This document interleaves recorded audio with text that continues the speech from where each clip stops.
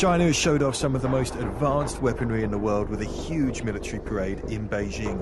In a full display of power for its rivals, they've unveiled a new range of high-tech military weapons for the very first time. One of those is this intercontinental ballistic missile. It can carry up to 10 nuclear warheads and can reach the United States in as little as 30 minutes.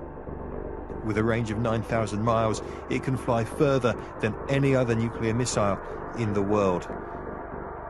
Overhead, a new strategic bomber designed to project power far into the Pacific Ocean, and China's first stealth jet fighters.